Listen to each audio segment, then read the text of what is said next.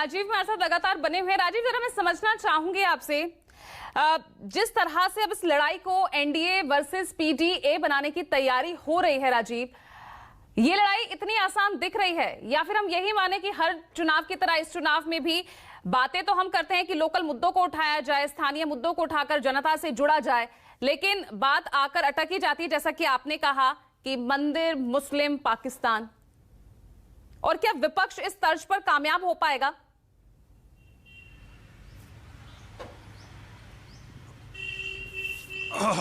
देखिए, लास्ट तक आते आते आप देखिएगा यही होने ही लगेगा। यही हर चुनाव में होता है।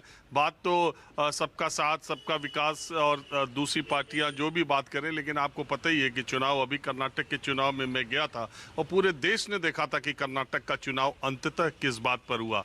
देखिए, देश में जो भ्रष्टाचार, मेरे समझ से भ्रष्टाचार कोई मुद्दा नहीं है, और इस तरह के आरोप जब आप भ्रष्टाचार के लगाते हैं, परिवारवाद के आरोप लगाते हैं, तो वो परिवारवादी पार्टियां और जिन पर भ्रष्टाचार के आरोप आप लगाते हैं, मेरे समझ से वो और ज़्यादा मजबूत होती हैं। इसके कई मैं आपको उदाहरण भी दे सकता हूं। अगर लालू प्रसाद यादव को ही देखिए, जब से उन पर चारा घोटाले का आरोप लगा, तब से लालू प्रसाद यादव बिहार की राजनीति में कमजोर होने के बजाय बहुत मजबूत होते चले गए। आप देखिए, राबड़ी यादव 2005 तक थी मुख्यमंत्री, और 2097 में उन पर आरोप तय हुए। उसके बाद लगातार चारे घोटाले के उसमें वो समर्पण करते रहे, लेकिन 2004 में जब चुनाव हुआ तो फिर लालू यादव 24 सीटों के साथ यहाँ पर दिल्ली में आए, और एक तरह से यूपीए फर्स्ट जो थी उस सरकार को बहुत डोमिनेट किया, रेल मंत्री रहे। और 2005 में ठीक है, नीतीश कुमार की वहाँ पर सरकार बन गई,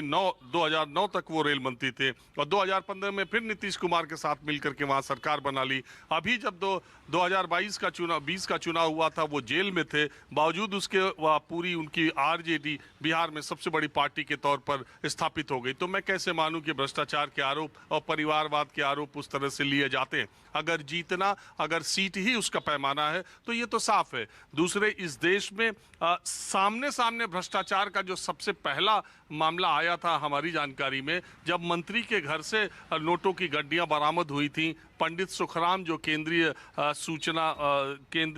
कम्युनिकेशन मिनिस्टर से, संचार मंत्री थे, आप मंडी चले जाइए हिमाचल में, उनके परिवार का दबदबा पिछले 30 सालों से, उस नोटों की बरामदी के बाद से उनके परिवार के दबदबे में कोई फर्क नहीं आया। वो सुखराम उस समय कांग्रेस के भ्रष्ट मंत्री के तौर पर माने गए, लेकिन अब उनके बेटे भारतीय जनता पार्टी के एमएलए के तौर पर है। अब उनके पोते भारतीय जनता पार्टी के हैं। जो सुखराम भ्रष्टाचार के पहले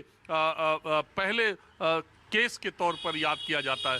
तो ये सब कहने की, एक दूसरे पर आरोप लगाने की बात है। कुल मैं ये मानता हूँ कि ये सत्ता का चरित्र एक है, चेहरे बदल जाते हैं। किसी को नरेंद्र मोदी का चेहरा पसंद है, किसी को राहुल गांधी का चेहरा पसंद है, किसी को अखिलेश का पसंद है। चरित्र आमतौर पर सबके एक होते हैं, और सियासत की बिसात पर अपने अपने तरह से मोहरे चले जाते हैं। पीडीए अपने तरह से, मुझे लगता है कि मोटे तौर पर जातिगत आधार और माइनॉरिटी का कार्ड खेलने की कोशिश करेगा। एनडीए राष्ट्रवाद, हिंदुत्व, प्रधानमंत्री नरेंद्र मोदी के कार्ड के तौर पर यह पूरी सियासत शतरंज की खेली जाएगी सियासी 2024 में। अब कौन किसको शह देगा, कौन किसको मात देगा, ये जनता के हवाले होगा।